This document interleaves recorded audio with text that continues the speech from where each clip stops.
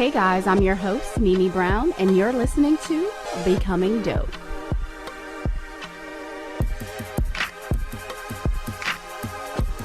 Our guest today is one of the few people in America who can go by one name, Omarosa. Her book, Unhinged, an insider's account of the Trump White House, is a #1 New York Times bestseller.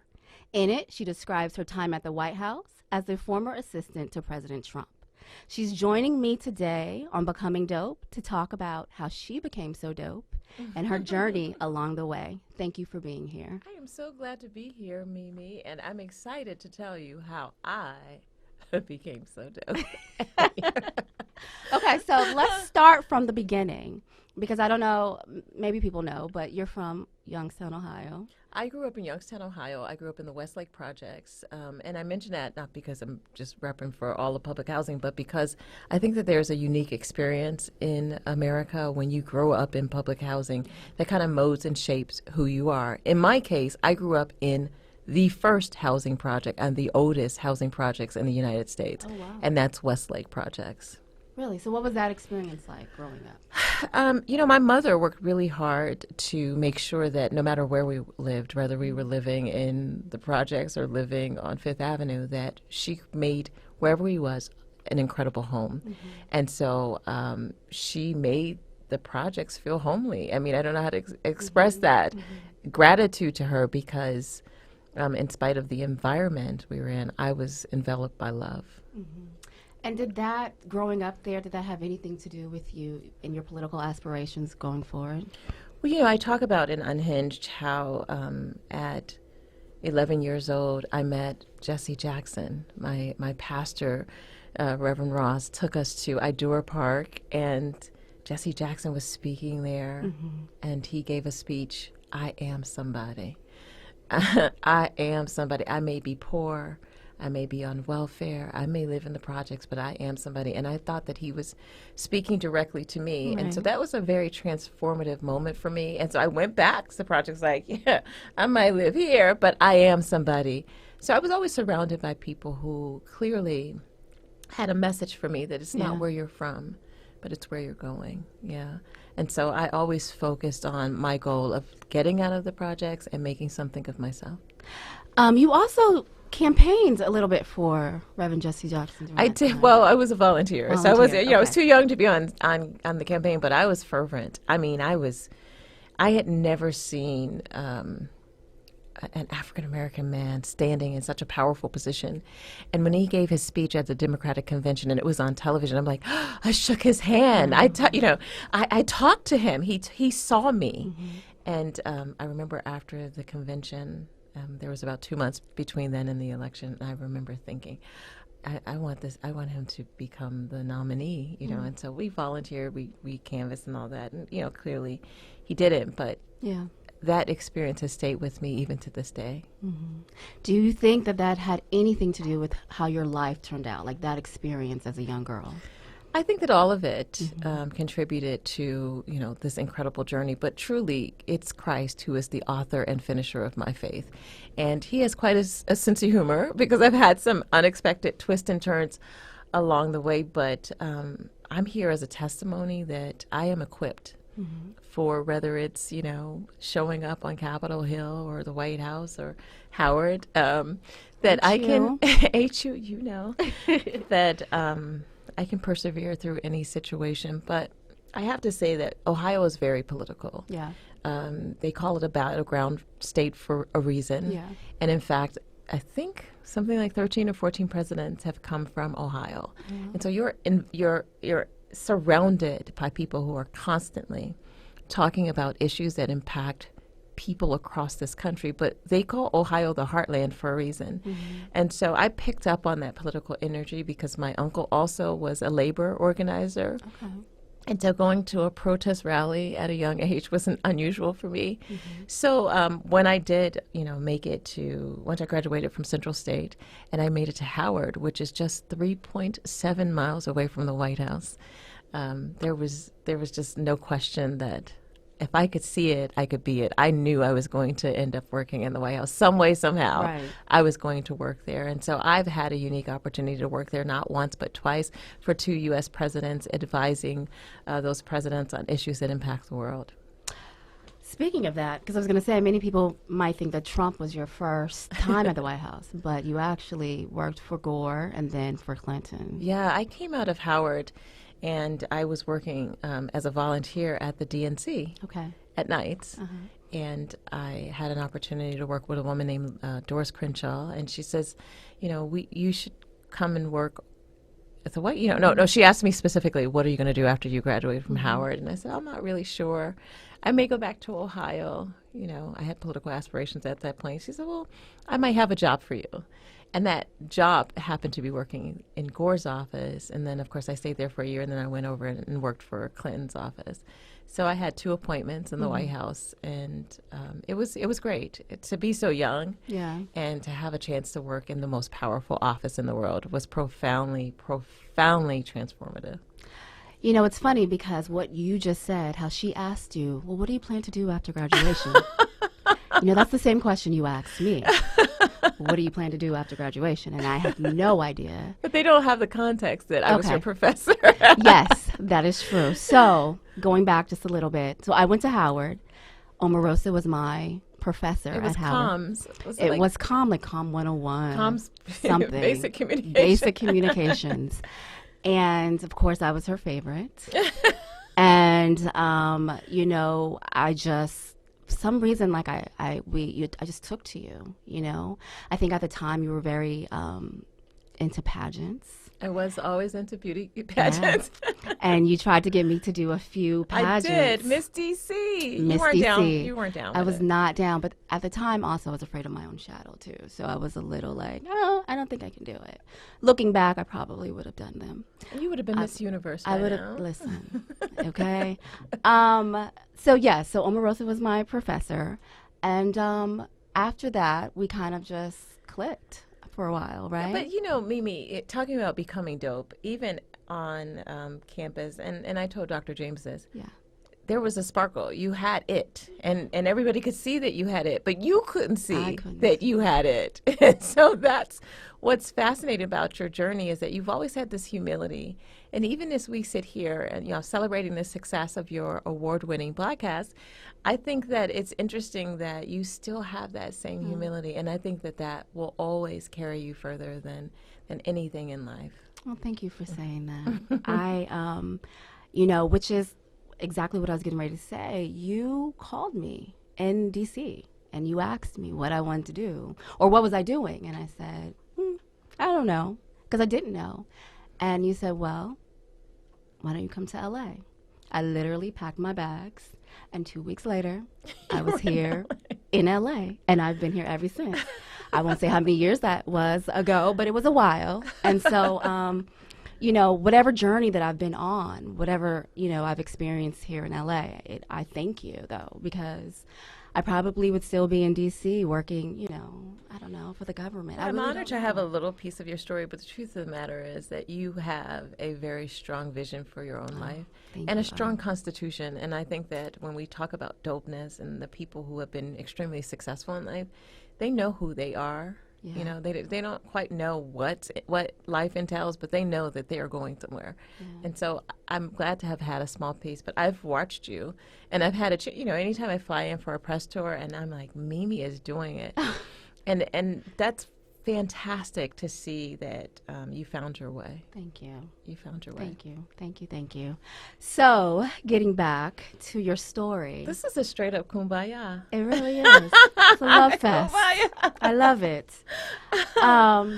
Okay, so let's get back, because we could rename this as two HU girls, two bisons. No, okay. We sure could. So yes, we talked about why, I came to LA. It was because you were on The Apprentice. You had just finished taping, and I came because you were so busy, and I was like, oh, I'm gonna help you. So let's talk about reality TV a little bit. I like to call it unscripted television. Unscripted television. There's not a whole lot of reality. So let's talk about unscripted television. do you think that it had a negative or positive effect on your career? There is no question that it had a positive impact on my career, and I think that unscripted television gives personalities like myself the freedom to be me. I mean, I got on The Apprentice at a time when reality was still in its infancy, and I was selected out of 250,000 people trying to get on the show, and they saw something in me that allowed me a platform so that I could speak to people around the world. I've been to so many countries. I've looked in the faces of so many young women, and I've had an opportunity to impact their lives. And all of that started because of unscripted television. And so I will never say anything negative in terms of its impact on my ability to go global with my brand, with my name, and with the powerful message that I have about perseverance. So yes, I speak very highly and positive of reality TV. I think oftentimes, and I think you can appreciate this, Mimi, there are a couple of shows that will give the entire industry a bad name. Yeah. And I've been fortunate enough not to be on those shows. I've been on a show that was about professional development, about the business world. And so I take the good and the bad and keep moving. But reality TV, it really did change my life. It did. It did. So speaking of reality TV, a lot of times, especially on The Apprentice, you were labeled as the villain. Is that an accurate description of you? Well, you've been in corporate America for a decade, and I think as a African-American woman who is outspoken and confident, you get called worse things than a villain when you carry yourself in that way. And I think that any of your listeners could describe so many situations where we as Black women have had to make ourselves small so that other people can feel big. And so whenever I hear those labels, really, what I hear really behind that name calling is someone who lacks confidence and who do not know how to deal with a strong, bold, proud African-American woman. And so I'm unapologetically Omarosa all day, every day. And with that comes the fact that people will misunderstand you, underestimate you, try to push you around and walk over you, but that's not going to change my focus or my journey. Where does that confidence come from? My mama. There's no profound response. My mother, if you've ever met her, then you know that I do. My mother could literally come in this building, and I'm talking about the entire building, and by the time we get in the car, we'll have met so many people, have so many stories, touched so many lives, and have made friends because she has that gift.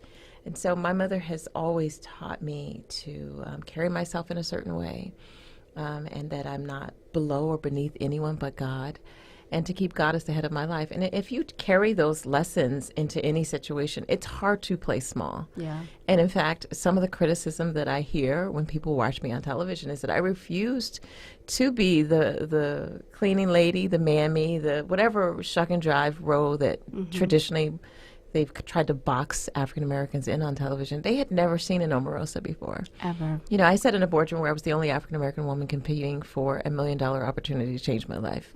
And I was not going to hand it to the other people and make it easy for them. If they wanted that $1 million like I did, they were going to have to fight for it.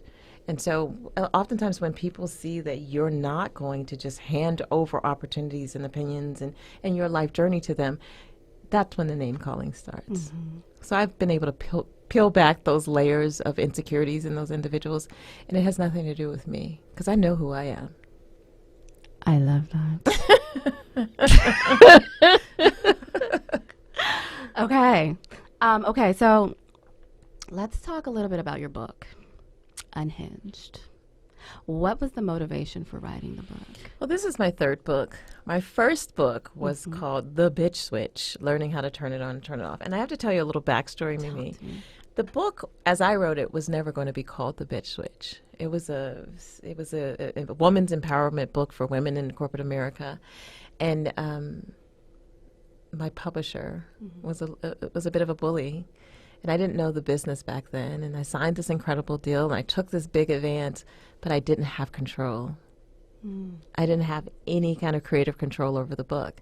And so this incredible woman's empowerment book that I was going to call How to Get the Corner Office or something like that, that he thought was boring, he called The Bitch Switch, because I referred to the bitch switch in the 3rd chapter of the book. So that was my first book. Okay. My second book, I did a book with my mother after my brother was killed, and my mother wanted a way to kind of work through her grief, and she's an artist. And so we did a book called Art My Way, Omarosa's Guide to Living a Vibrant Life, and all of the pieces were dedicated to my brother and to how to overcome grief. And I enjoyed that project because it was an outlet for both of us and very cathartic. And then my third book, of course, Unhinged, came out of my unique experience of being friends with the President of the United States, having known Donald Trump since 2003, and this incredible journey from the boardrooms on Fifth Avenue of Trump Tower all the way to the Oval Office. And people wanted to know, how does that happen? And so I wanted to kind of pull back the curtain of what it's like to be on Air Force One or in the Situation Room or in the Oval Office or in the president's private office where he has advisors sitting around him debating whether or not he's going to start war. Right. And so people wanted to know what that was like. And I shared my experience, and it debuted at #1 on the New York Times sellers list. And like I said, this is my third book, and I'm incredibly proud of the project, but more importantly, how it's touched so many people's lives and given them the courage to step up and to speak out. Right.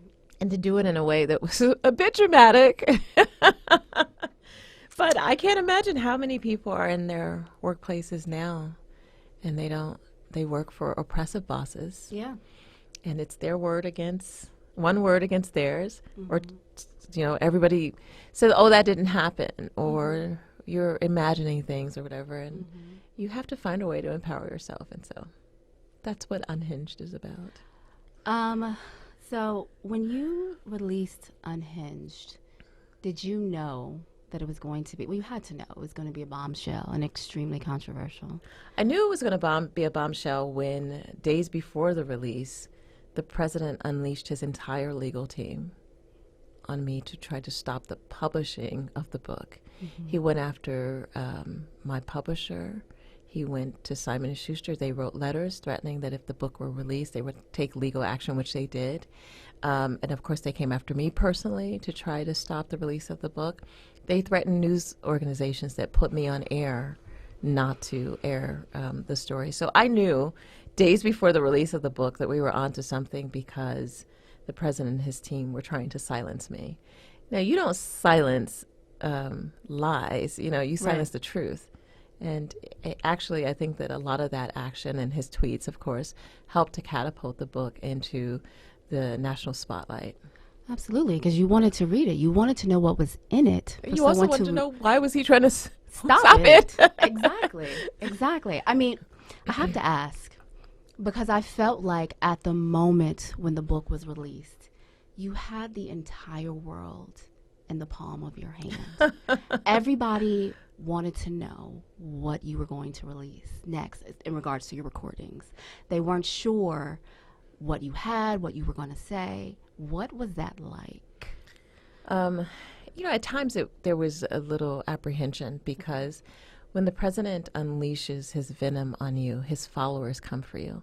And so at the time that I was on this press tour, I was also getting all these death threats. I can imagine. Now, I'm from the project, so you're going to have to say a little more than I want to kill you to get me afraid, But when they started being specific about hotels and stations and studios and my home and my family, that's when it became alarming.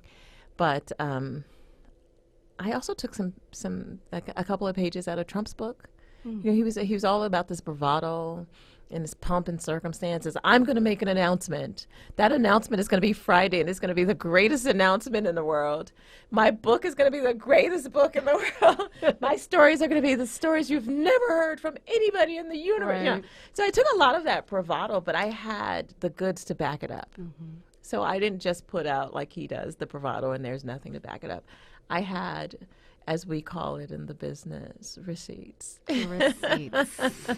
You definitely had receipts. Let me ask you this, because I know when you worked in the White House, you went to work for Trump there was a lot of Black people who were calling you a sellout. How did that make you feel? It's not really what they call you. It's what you answer to. Absolutely. And so those are folks who have never had the courage to get in the arena. It's easy to sit on the sideline in the cheap seats, throwing allegations and labels, but to actually get into the arena and be the only African-American woman in the senior staff overseeing the entire administration's response to African-American policies and issues that impact our lives. They didn't have the vision that sometimes God places you in uncomfortable positions in order to be a change agent. But I knew the call that was on my life, and I don't need them to validate it. I think about the word where the Bible talks about Shadrach, Meshach, and Abednego, 3 men of color who were in the Bible working for the government. And do you know why they put them in the furnace?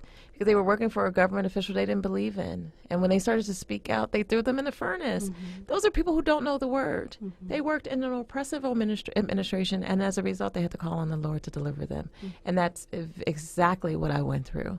And so the names are meant, and they're meant to kind of paralyze you. Yeah. And these are names that are thrown at you by people who sit behind screens and monitors and do absolutely nothing. I think what's more dangerous than going into a situation where I was the only African American woman and try to make change, what's more dangerous is sitting back and doing absolutely nothing, right? So you can call me whatever you want. But doing nothing while this country is going through probably one of the most divisive periods in our recent history, I think that that's an indictment towards them, not against me. Do you think the perception has changed now? Yes, I think now, having 2 years between when it happened, and also now, Black people calling me saying, there's nobody on the inside, and I need assistance with my friend who needs a pardon, or this school that needs funding, or what's happening in our inner cities, and there's nobody to fight for criminal justice reform. You know, we always need a voice. We always need an advocate. I don't believe that we should be in a boat that does not have life rafts or life jackets, right? That's just basic. And so there's this big ship and there's no life raft on it. There's no one looking out to save us. And so I think we've learned a lesson. I hope so, through my experience, that we always have to have an advocate in every camp. Speaking of the election, let's do some politics for dummies. Can you explain really quick the difference between what a caucus is, what a primary is, why it's important? Thank you for asking, because I think watching the first 2 races in Iowa and in New Hampshire, it caused me a great deal of concern, because it is, and I'm not using ignorance in a negative way, I'm just saying it's just pure ignorance that we watch the process and we comment on it without understanding fully the process. A caucus is just a group of people who get together and say, this caucus here, number one, we're voting for Bernie. You're going to caucus on that side of the room, and we're going to vote. And because these are 2 early races, they think that they have such a significant impact, as we saw this year with the Iowa caucuses, which was a complete and total disaster for the Democratic Party. And I'm hoping that the significance of Iowa is diminished after what we saw happen. And I believe that there's going to be a brokered convention. It's going to be the most dramatic convention we've seen since the 70s. Why do you say that it's going to be the most brokered convention?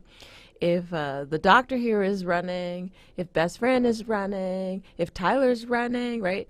And all of us have our followings, and we have an equal amount of delegates getting to the convention, and then you get to the floor and you go old school, and now you have a contentious battle on the floor for who will become the Democratic nominee. And let me tell you something. I want front row seats to that to that convention. I'm an independent, so there's no reason for me to be at the Democratic convention, but I will be there because I think that it will be historical. So with that being said, because you're an independent, I was going to ask you, was there anybody in the race going forward that has caught your attention? Well, I have to look back a bit, because the candidate that I was most interested in is no longer in the race, and that was Senator Kamala Harris of California. And mainly because she spoke to my issues. I always tell people to vote their interest. You know, vote. You don't have to vote for necessarily a candidate, but vote for the candidate who's going to help improve your community, your schools, your churches, you know, your environment. That's, I mean, and Kamala was speaking to my issues, and so I was sad to see her leave the race. And now I have really resolved to see who becomes the nominee. I'm not going to get involved prior to that on both sides, and see if the Democratic nominee or the Republican nominee are speaking to the issues that are most important to me. And I am what they consider the most powerful voting bloc in this country, and that's swing voters and independents. That's who they spend all their money on, and they're going to have to drop some big dollars to help me clear the way and decide who I'm going to cast my vote for. And there's 32% of us in this country who are also independents, who they're going to have to work really, really hard to come up with a clear and decisive winner. So do you think Donald Trump will be defeated in 2020? It depends on who the nominee is. There has to be a nominee who has a clear message. And I'll give you my secret formula for deciding who ultimately is the most formidable candidate. Okay. And I call it the 5 M's.